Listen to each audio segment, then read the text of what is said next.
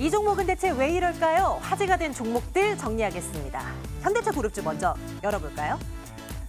현대차 그룹주가 요즘에 심상치가 않습니다. 안 좋은 쪽 말고 약간 좋은 쪽으로요. 자동차주 중심으로 좀 보여주시겠습니까? 현대차, 현대모비스, 기아차 중심으로 한번 볼게요.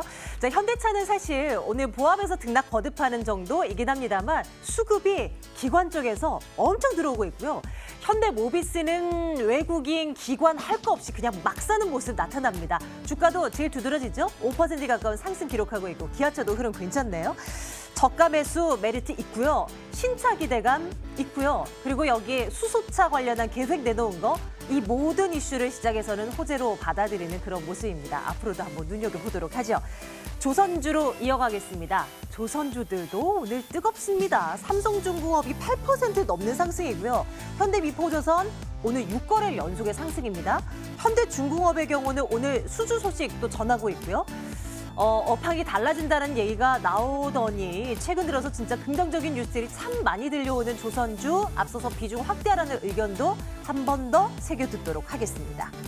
자, 배당주로 눈 돌려볼까요? 오늘 어제 오늘 시장이 반등이 나오고 있습니다만 사실 그렇다고 해서 연말 랠리 엄청나게 나타날 걸이라고 말하는 전문가들은 아직은 드문 것 같습니다. 시장 대비해서 고배당주가 더 선방하지 않을까라는 목소리가 조금은 더 큰 상황인 것 같은데요. 예상 배당 수익률 가장 높은 쪽이 효성으로 나타나고 있습니다. 오늘 주가는 한 1.7% 가까운 상승 기록되고 있는 상황이고 배당 수익률이 한 7.5%로 예상된다라는 분석들도 나오고 있습니다. 이번에는 손오공과 삼성출판사 이 둘을 한번 볼게요. 둘 모두 주가는 2~3%대 강세입니다. 공통점은 콘텐츠 사업을 하는 그 캐릭터 사업을 하는 업체라는 겁니다. 손오공은 터닝 메카드, 헬로우 로봇 여기로 유명하죠. 삼성출판사 핑크퐁으로 아이들의 사랑을 독차지하고 있는 곳입니다. 정부가 이런 가운데서 콘텐츠 분야를 적극적으로 지원한다. 그 정책 금융 규모를 5천억 원 정도는 조성하자라고 또 이낙연 총리가 나서서 얘기를 하기도 했는데요. 관련주들 한번 눈여겨볼까요? 전략 챙겨보도록 하겠습니다. LG디스플레이 보겠습니다. 4% 강세를 보여주기는 한데 올 한 해 진짜 암울했습니다. 연초에 3만 원대 하던 주가가 지금 18,000원대까지 떨어져 있으니까요. 심지어는 내년 상반기에 적자 전환할 것이다라는 얘기들도 있는데 최근 수급이 들어온다는 겁니다. 큰 의미를 부여할 수 있을까요? 한번 챙겨보도록 하겠습니다. LG디스플레이는 올 한 해에 암울했던 것이죠. 한국전력은 수년째 주가 암울했습니다. 근데 이제 바닥 짚고 올라갈 것이라는 전망들이 나온다는 점은 LG디스플레이와는 좀 달라요. 실적에 대한 자신감, 내년도에 괜찮을 것이라는 실적 자신감이 좀 붙어 있는 상황입니다. 주가 32,300원대까지 올라왔는데요. 지금이라도 사두면 될지 한번 챙겨보도록 하겠습니다. 삼성바이오로직스 거래 재개되고 나서 참 강하죠. 2020년까지는 진짜 잘 나갈 것이다라는 얘기들이 나오는데요. 41만 1,000원 선에서 진행됩니다. 어떻게 볼까요? 챙겨보도록 하겠습니다. 자, 오늘은 라벨 인베스트먼트 송병조 전문가와 함께 하겠습니다. 전문가님 어서 오세요. 네, 안녕하세요. 예, 네. 안녕하십니까. 삼성바이오로직스 먼저 살펴볼까 합니다. 네. 상승폭을 더 키우면서 진행이 돼버려서요. 오늘까지 이제 거래 재개되고 나서 3거래일째 되는 날이죠. 네네. 계속해서 올라가고 있는데 좋은 얘기들 많습니다. 어떤 평가 내리고 계세요? 지금 일단 삼성바이오로직스가 이렇게 많이 오르고 있는 이유는 일단 단타 대회가 열렸다 이렇게 좀 말씀을 드리고 싶어요. 그러니까 이제 거래 정지가 되기 전에 3거래일 동안 역대 최다 거래량이 발생이 됐거든요. 그러니까 이 상장 폐지에 대한 가능성은 전혀 없다라는 인식의 투자자들이 상당히 많이 유입이 됐었고 거기에 개인 투자분들만 있었던 것들이 아니라 일부 외인이라든가 일부 기관들도 분명히 매수를 참여했기 때문에 여기에 대한 기대감 그리고 불확실성에 대한 해소가 주가에 좀 긍정적으로 반영이 되고 있다라고 보시면 좋을 것 같습니다. 실제로 이제 거래 정지 기간 동안에 이제 상장 적격성 심사를 밟게 되는데 이 적격성 심사 항목 중에 여러 가지가 있겠습니다만 가장 중요한 거는 계속적으로 사업을 영위할 수 있느냐에 대한 여부를 따지거든요. 근데 이제 삼성 계열사니까 설마 사업을 계속 못 하겠느냐 여기에 대해서는 빠르게 결정이 났다는 거죠. 그래서 빠른 시일 내에 거래가 재개가 됐고 그다음에 불확실성 해소로 주가가 좀 많이 올라가고 있는 부분들이 있는데 사실 이제 전반적인 제약바이오 섹터 자체가 투짐이 많이 좀 악화가 됐습니다. 이제 삼성바이오로직스가 해소가 되니까 셀트리온 쪽으로 좀 악재가 불거졌죠. 그러다 그렇죠. 보니까 네. 이 제약주 전반적으로 이런 시장에서 제약주 말고 그냥 뭐 수소차 관련주라든가 뭐 대선 관련주 할까라는 인식의 투자들이 상당히 많이 생겨났고 굳이 제약바이오 종목들을 투자하고자 하는 의지들이 많이 줄어들었다라고 좀 평가를 하고 싶어요. 그리고 두 번째로는 이 삼성바이오로직스 펀더멘털 자체로만 봤을 때 뭐 2020년까지 계속적으로 성장할 것이다 이런 얘기가 나오고 있지만은 저는 일단 이 CMO 업체라는 것에 대해서는 별로 긍정적으로 보지는 않습니다. 한마디로 이제 신약 개발하거나 뭐 이제 바이오시밀러 제네릭 관련 기업들은 그러니까 약을 하나 잘 만들어서 대박이 나면은 정말 주가는 크게 오르거든요. 그런 맛에 이제 제약주를 좀 공략을 하시는 분들이 많이 계시는데 삼성바이오로직스는 말 그대로 이 위탁 생산 우리가 이거 만들 테니 개발했으니까 만들어줘. 이렇게 해서 이제 만드는 업체이기 때문에 사실 제조업과 다를 게 없다. 그러니까 매출액이 한 1,000억 원 정도 했을 때 영업이익이 한 100억 원 정도 수준밖에 안 나오거든요. 그러니까 이 삼성 바이오로직스에 대해서 높은 프리미엄을 주기에는 조금 과도하지 않겠느냐 이렇게 좀 말씀을 드리고 싶습니다. 그래서 네. 지금 차트를 보면서 간단하게 좀 설명을 드리면은 자, 아까 말씀드린 대로 거래 정지가 되기 전에 3거래일 동안 최다 거래량이 또 발생이 됐습니다. 역대 최다 거래량인데 여기에 대한 거래량에 대해서 여기에 대한 매물에 대해서 오늘 그리고 오늘까지 3거래일 동안 좀 해소가 되는 국면이다라고 좀 보시면 좋을 것 같고 저는 강한 매물대라고 좀 생각이 드는 구간이 45만 원까지입니다. 그래서 단기적으로 45만 원까지는 트레이딩을 손절가를 좀 짧게 잡고 대응을 하시는 것은 무방하겠으나 앞에서도 말씀드렸다시피 제약바이오 종목들에 대한 전반적인 이런 투자 심리가 개선되지 않는 한 아직까지는 좀 보수적으로 봐야 될 필요가 있겠다는 말씀까지 드리도록 하겠습니다. 투자 의견은 좋아요는 제외시켜야 되겠네요. 네. 뭐 한 글쎄요 정도로 찍으면 될까요? 그래도 이제 삼성이라는 브랜드가 붙었기 때문에 글쎄요라는 그나마 의견은 프리미엄을 준 겁니까? 그렇죠. 글쎄요 글쎄요라는 찍고요. 얘기들이 있습니다. 그 셀트리온과 뭐 함께 이제 말씀 주셨잖아요. 네. 둘이 지금 상반된 움직임을 보이고 있어요. 그렇죠. 거래 정지되고 나서 셀트리온 쪽으로 모두 투자자들의 심리가 좀 이렇게 옮겼다가 네. 거래 재개되니 또 이제 물론 금감원에 뭐 악재가 떠긴 했지만 그렇죠. 좀 눌림이 당합니다. 네. 저가 매수 관점으로 셀트리온은 보지 말까요? 제가 이제 예전에 셀트리온에 대해서 자주 말씀을 드렸는데 우리나라가 이 바이오시밀러 업체들이 정말 적극적으로 영업하기에는 되게 어려운 환경이에요. 그러니까 오리지널 약품이랑 이 바이오시밀러랑 약가가 차이가 크게 나야지 바이오시밀러를 쓰는데 우리나라에서는 아직까지 차이가 크게 안 나거든요. 그래서 바이오시밀러 업체들이 유럽이라던가 미국, 선진국 쪽에 진출을 하려고 하는 이유인데 최근에 이제 금감원 쪽에서 셀트리온까지 이렇게 좀 누르고 있다라는 것들은 당분간 투자 심리가 회복이 되기에는 좀 어려운 부분들이거든요. 우리가 이제 저가 매수를 한다고 하더라도 불확실성에 대해서 굳이 껴안고 매수를 할 필요는 없다. 이런 관점에서 보신다면은 조금 더 기다리시는 게 좋겠다라는 네. 말씀 드리겠습니다. 한동안 참 이게 이제 1월에 모멘텀도 살아있고 하니 이제 제약 쪽으로 한번 보자, 바이오주들 한번 눈여겨볼 만하다 이런 얘기들이 많았는데 이제 시각이 조금 바뀌기 시작한 겁니다. 이런 흐름들 좀 잘 따라오셔야 될 것 같고요. 일단 삼성바이오로직스에 대해서는 글쎄요, 투자 의견 갖고 갑니다. 이번에는 한국전력 살펴보겠습니다. 바닥 짚고 이제 올라가는 걸까요? 제법 빨간불 들어오는 날이 많은 것 같아요. 네. 그리고 게다가 실적이 전기요금 인상 없다고 쳐도 실적이 V자 반등 나올 거다. 뭐 이런 분석들도 있는데요. 그렇죠. 동의하세요?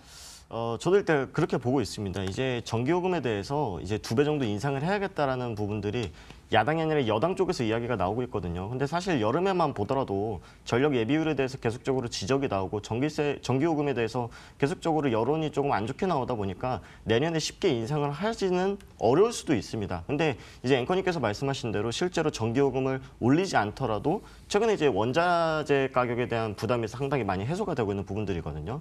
그러니까 지금 한국전력의 주가는 유가에 대해서 좀 반비례한다라고 좀 보시면 좋습니다. 국제유가가 최근에 급락을 하다 보니까 한국전력의 원재료에 대한 부담이 상당히 많이 줄어들었다. 이런 이야기들이 나오면서 주가가 좀 많이 오르고 있는 건데 제가 이제 사업 보고서를 좀 뒤져보니까 실제로 한국전력이 전기를 생산할 때 쓰는 이제 유가 LNG에 대해서 비중이 그렇게 크지가 않습니다. 한 5% 정도밖에 안 돼요. 그러니까 주가가 뭐 $10, $20 정도 오른다 그래도 엄청나게 큰 타격은 없다라는 겁니다. 그렇다면 한국전력이 적자 전환된 이유가 뭐냐라고 이유를 찾아보니까 결국은 이제 원전에 대한 부분들이거든요.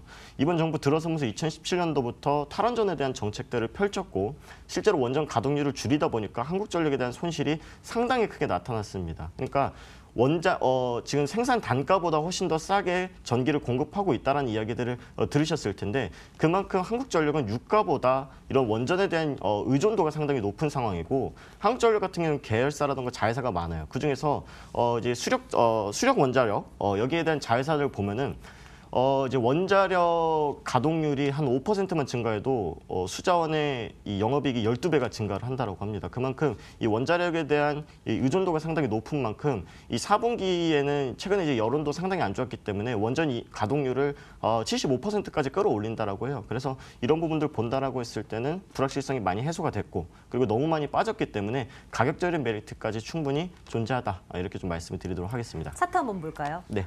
한국전력 진짜 많이 떨어졌다 얘기는 드리지만 네. 얼마나 많이 그동안 바닥을 다지고 있었는지 한번 보죠. 네, 제가 월봉을 먼저 좀 말씀을 드리도록 할게요. 네, 월봉. 네, 월봉상 보시면은 2017년도에 반등을 시도를 했어요. 하지만 탈원전 정책으로 인해서 계속적으로 빠졌죠. 결국에는 2017년도 이 자리가 반등을 해야 되는 가격대였다. 이렇게 보시면 좋을 것 같아요. 그래서 저는 지금 월봉상 보시면 양봉이 2개가 나왔기 때문에 어느 정도 3만 원대는 지켜줄 것이다라고 좀 보고 있고 현재 구간에서 장기적인 관점에서 보신다라고 했을 때 1차로 3만 5천 원, 2차는 4만 원대까지 목표가를 잡아보신다라고 하면은 매물대가 아무리 두꺼워도 실적 개선에 따라서 주가 상승은 충분하겠다. 이렇게 말씀드리도록 하겠습니다. 그런데 이 종목이 네. 성격상 그렇죠. 이게 막 올라간다고 해도 막 제약 바이오 아니면 다른 테마처럼 막 껑충껑충 뛰어가는 종목은 아니잖아요. 좀 그렇죠. 길게 보는 게 좋겠습니까? 한국전력 자체는 이제 배당도 그렇게 높지가 않아요. 그래서 말씀하신 대로 투자 매력도가 엄청나게 높다 이러진 않거든요. 한마디로 반대로 말했을 때는 한국전력이 관심도가 떨어지다 보니까 되게 조용조용하게 올라갑니다. 그래서 내가 변동성이 큰 거 위험해서 못하겠다 하시는 분들은 정말 내가 한 6개월, 1년 정도 가지고 있겠다라고 하시는 분들께서는 편안하게 좀 매수를 하시는 게 좋겠다 이렇게 말씀드릴게요. 그런 관점에서 투자 의견은 좋아요 드리도록 하겠습니다. 좋아요로 가겠습니다. 한국전력 챙기고요. 이번에는 LG 디스플레이로 시각 돌리겠습니다. 내년 상반기에 적자로 전환할 것이다. 이런 얘기들이 나오면 네. 뭐 주가가 급락을 한다든지 아니면 뭐 그냥 보합 정도라든지 뭐 이럴 텐데 네. 강하단 말이에요. 그 이유를 어디에서 찾아볼 수 있겠습니까? 저는 좀 바닥에서 좀 어떻게 보면 마지막 불꽃일 수도 있다 이런 관점에서 보고 있는데 네. 그 이유가 뭐냐면 사실 LG 디스플레이가 진퇴양난이에요. 이제 LG 디스플레이 이제 개발 기술력 같은 경우에는 뭐 전 세계에서 알아주니까 저희는 이제 중국 광저우에서도 공장 설립에 대해서 허가가 나고 또 설립 준비를 하고 있죠. 근데 이제 문제가 되고 있는 부분들이 뭐냐면은 앞에서 이제 좀 간단하게 좀 보고 왔는데 중국 제조 2025에 대해서 상당히 타격을 많이 받았다라는 거. 지금 미국에서 계속적으로 이제 중국을 압박을 하다 보니까 중국 제조 2025에 대해서 좀 개선을 하겠다라고 이야기를 했습니다만은 결국에는 지적재산권 건드리지 말아라라고 미국이 요구하는 거지 중국이 너네 첨단 산업 개발시키지 말아라 이런 부분들은 아니거든요. 근데 이제 중국이 우리나라가 이제 LCD 쪽에서 잘 나가니까 몇 년 전부터 LCD에 대해서 계속적으로 공급 늘리고 있고 가격에 대해서 계속적으로 떨어뜨리고 있어요.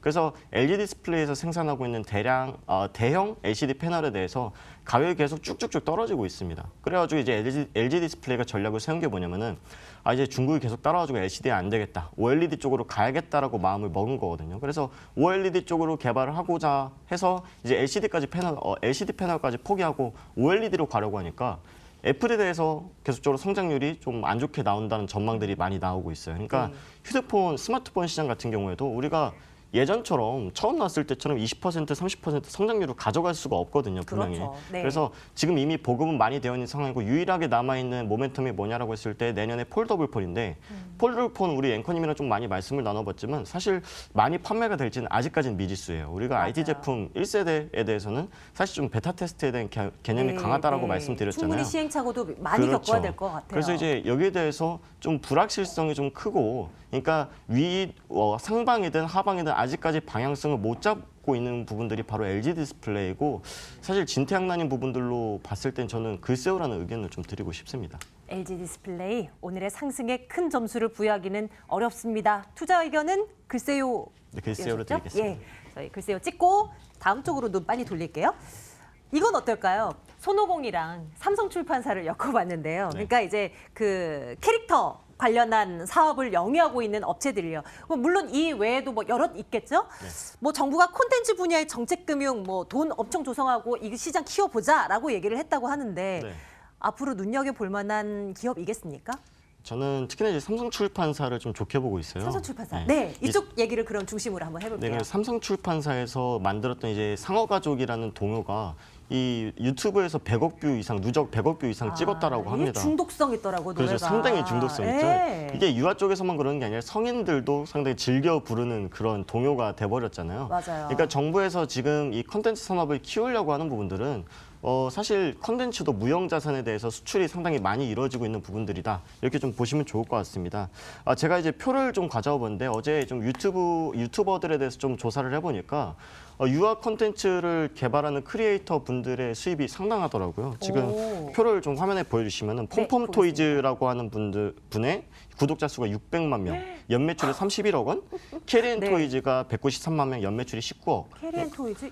캐리 언니. 맞아요. 맞습니다. 그래요? 그래서 거의 1인 기업일 만큼 매출을 잘 내고 있죠. 이런 부분들 본다라고 했을 때 네. 컨텐츠가 새로운 떠오르는 산업이다라고 좀 보셔도 좋을 것 같아요. 어제 이제 구글 코리아 전수조사한다라고 해서 제가 유튜브 매출을 좀 조사를 해봤는데 네, 네. 우리가 이제 흔히 유튜브라고 하면은 게임 쪽을 많이 생각을 하는데 오히려 이런 퀴즈 쪽에서 매출이 훨씬 더 많이 나오고 있다. 하긴 생각해보면 그렇잖아요. 식당 가서 아이들 그렇죠. 모두 이 핸드폰 거치대에 전부 유튜브만 보고 있는 걸요. 그것만 생각해봐도 그렇죠. 충분히 가능성 있는 얘기예요. 요즘 이제 부모님들께서 이제 TV는 바보 상자다 이렇게 하면서 TV 못 보게 하는데 네. 밖에 나가서 어쩔 수 없이 유튜브를 보여주는 경우들은 상당히 네. 많거든요. 그래서 이런 부분들 본다라고 했을 때 계속적으로 이제 고등 사업 그리고 유아 사업 쪽 계속 보면은 교육업계 쪽 보면 계속적으로 IT화 돼가고 있습니다. 그래서 이런 트렌드와 발맞춰서 유튜브 시장에서도 컨텐츠에 대한 강력한 뭔가를 좀 보여주기 위한 정부의 좀 도움이 있다라고 하면은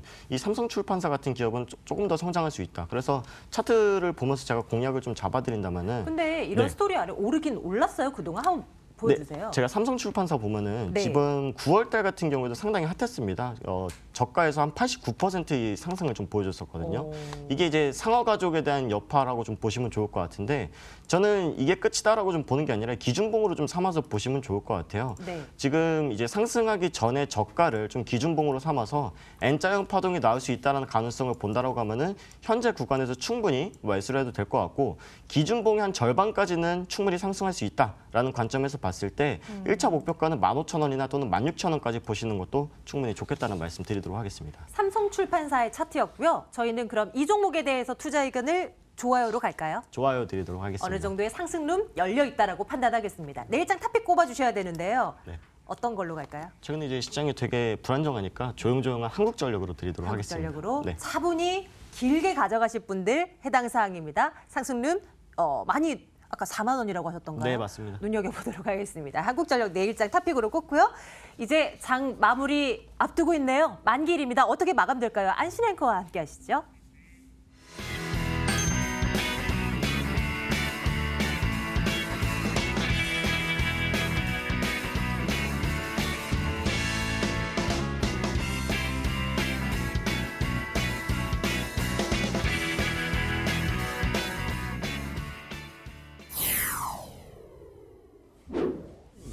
옵션 만기일이었지만 우려와 달리 변동성 자체는 그리 크게 나오진 않았습니다. 코스피 과연 2100 탈환하면서 마감할 수 있을까요? 하지만 2095선까지 상승 탄력을 줄여나가는 상황입니다. 0.62% 상승폭을 줄였고요. 코스닥도 고가 대비 탄력을 줄이면서 0.75% 상승한 681선의 종가를 형성할 것으로 보입니다. 시가총액 상위 종목별로 살펴보시면 셀트리온과 삼성바이오로직스가 엇갈린 표정을 짓고 있습니다. 삼성바이오로직스 고성장을 지속할 것이란 전망과 함께 40만 원 탈환했고요. 40만 9,500원에 장을 마칠 것으로 전망이 되고 있습니다. 하지만 셀트리온은 금감원 감리 검토설에 좀처럼 우려를 떨쳐내지 못합니다. 어제 반짝 상승했지만 다시 한번 하락 쪽으로 고개를 틀면서 3.97%까지 주저앉았습니다. 삼성전자도 살펴보도록 하겠습니다. 가격이 4만 원까지 내려와 있습니다. 1.12% 조정을 받으면서 장을 마칠 것으로 전망되고 있습니다. 있습니다.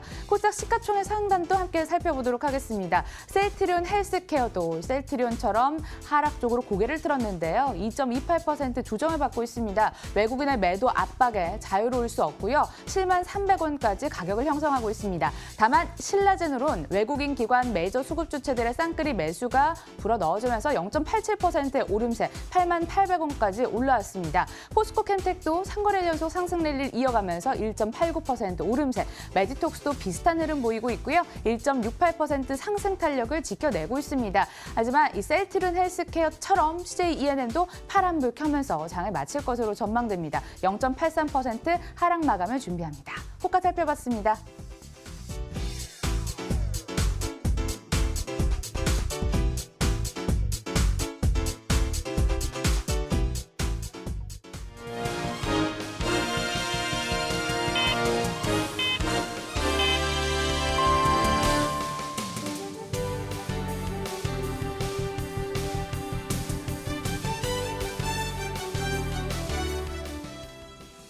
(12월 13일) 마감 상황입니다. 미국과 중국 간 무역 협상 기대감이 작용하면서 양시장 모멘텀으로 받아갔습니다. 가장 큰 걸림돌로 작용했던 중국 제주 2025가 전면 수정될 것으로 보여서 긍정적인 활기도 불어 넣어줬는데 코스피가 이에 영향을 받아가면서 0.79% 오름세, 코스닥도 0.59% 올랐지만 코스피 아쉽게도 2100 탈환은 힘들어 보였습니다. 자, 수급 함께 살펴보도록 하겠습니다. 외국인은 눈치 보기에 나섰지만 기관 쪽에서 큰 물량을 집어넣었습니다. 기관 내 연기금이 가장 큰 매수를 보였고요. 전체적인 금액은 2천억 원을 넘어섰습니다. 하지만 개인 외국인 쌍끌이 매도에 나서면서 1,839억 원, 외국인 217억 원의 매도 우위를 기록했습니다. 코스닥 수급도 함께 살펴보도록 하겠습니다. 유일하게 외국인이 사자를 외쳤지만 그 물량 자체는 크지 않았습니다. 250억 원에 그쳤고요. 개인과 기관 쪽에서 매도 흐름이 감지됐지만 그 물량도 크지 않았습니다. 128억 원, 72억 원의 매도로 그쳤습니다.